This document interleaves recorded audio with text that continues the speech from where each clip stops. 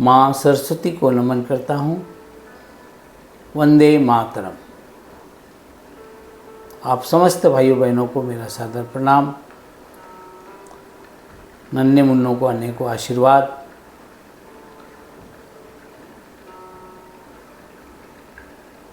तो आइए माँ की ममता इस चरित्र को मैं आपके समक्ष प्रस्तुत करने जा रहा हूँ। आप सभी का आशीर्वाद चाहूँगा और कोशिश मेरी यही है कि आप इस रचना के प्रत्येक शब्द से अपने जीवन में एक सच्चाई को समझते हुए आगे बढ़ते रहेंगे। तो आइए आपके समक्ष यह रचना प्रस्तुत कर रहा हूँ। जीवन की रफ्तार कुछ थम सी गई थी, फिर भी उसे कुछ खबर नहीं थी। जीवन की रफ्तार कुछ थम सी गई थी, फिर भी उसे कुछ खबर नहीं थी। वह अपनी ही मस्ती में मस्त, अपने बचपन की कलाओं को मूर्त रूप देने में मस्त था।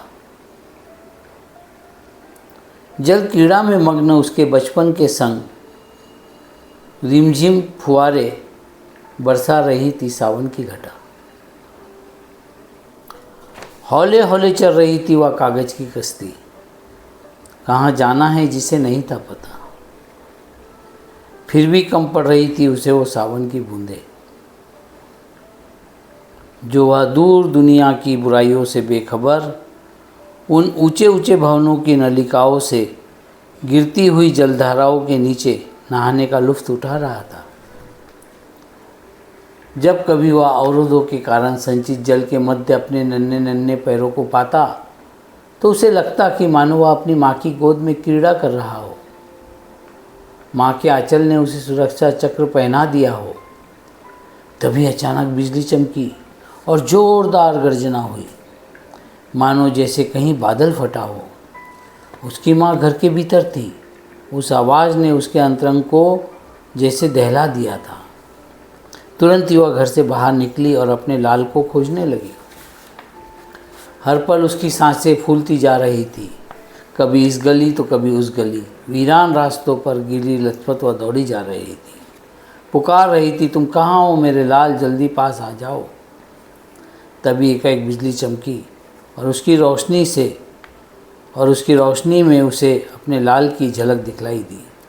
तुरंत दौड़कर उसने उसे ऊपर उठा लिया, लेकर आलिंगन में उसे अपने कलेजे से लगा लिया।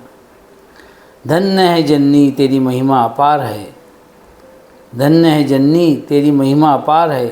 तू जिए सहस्त्रों साल, तू जिए सहस्त्रों साल।